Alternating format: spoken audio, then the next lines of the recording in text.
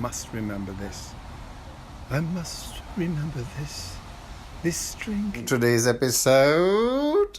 How do you do, winter welcome? So it's going to be a lovely day, and I think I might spend it on my balcony.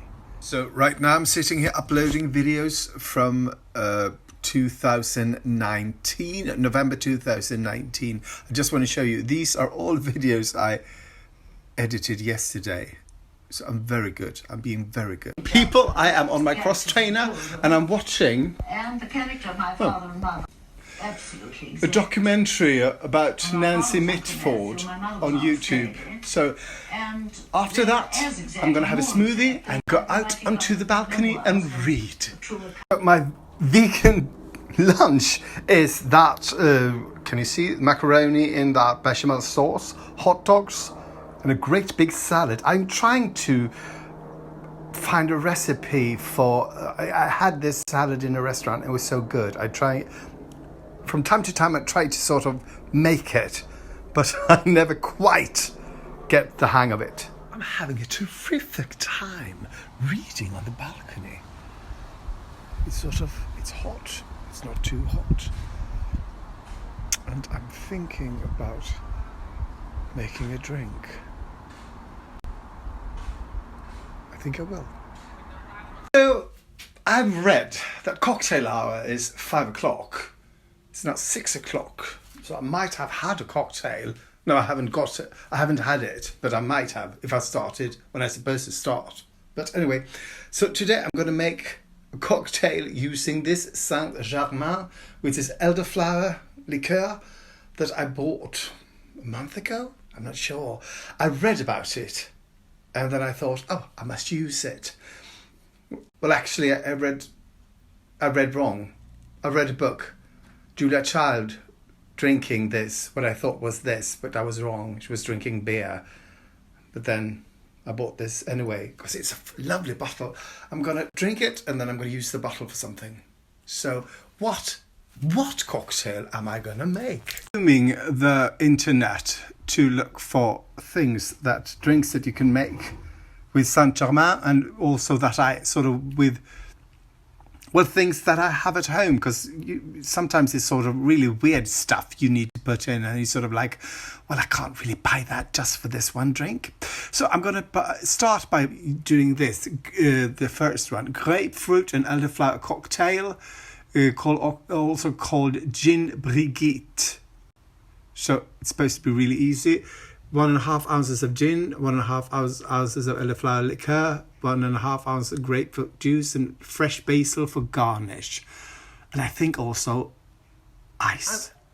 Anyway, if you sort of, there's 1 ounce of that and 2 ounces of that, that's not really important as long as you keep the same amount, the same percentage of things in the drink. So if it's 1.5 ounces of gin, you put 1.5 something of gin, 1 something of elderflower, and something grapefruit juice, and then basil. So that's what I'm going to do.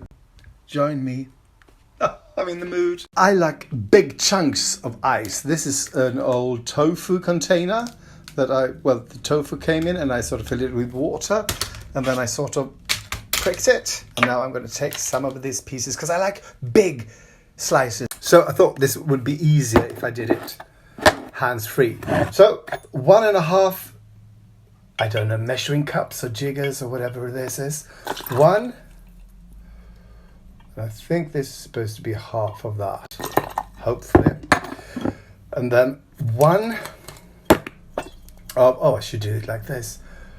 1 of Saint-Germain, and this is sort of the last of it, almost. And then 1 of grapefruit juice. Jigger? Is this called a jigger? I'm not sure. So some basil and more ice.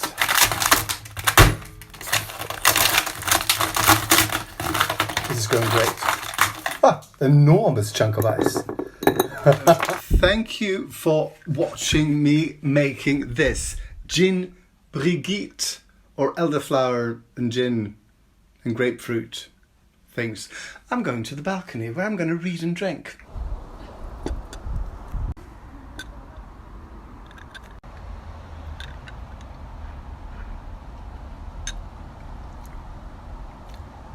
This is really good. I must remember this. I must remember this. This drink is quite the kiss. I won't keep singing now. Cheers.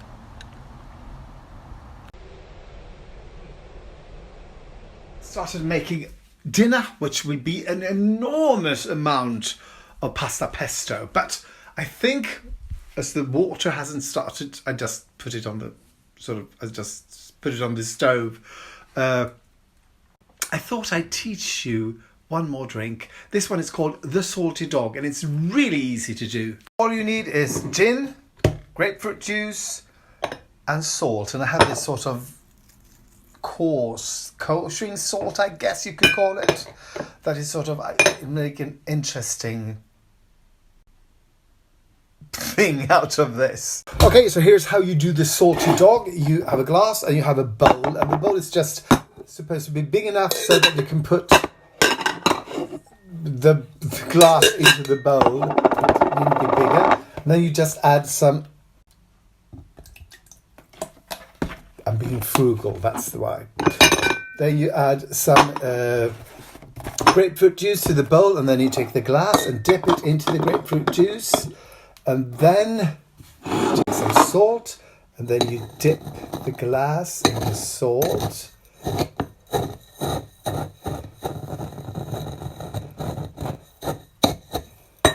Like that. Oh, you're not supposed to get it in.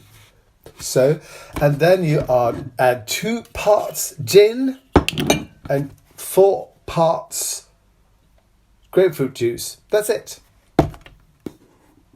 Maybe this could have turned out more efficient if I used sort of more finely ground salt, but this looks so much nicer, doesn't it? And no ice.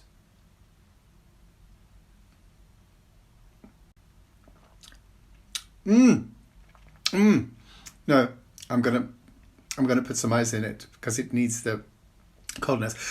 But this salt really makes it. It makes it not just gin and juice, right? And here's another tip. A couple of weeks ago, I bought these little pans. They're really small. I think it's not for muffins, but almost muffin tops. And I bought them so that I can make ice. I put water into it, freeze it, and then it's just big enough to float. Then I just take it out and I put it in the glass. Great, right?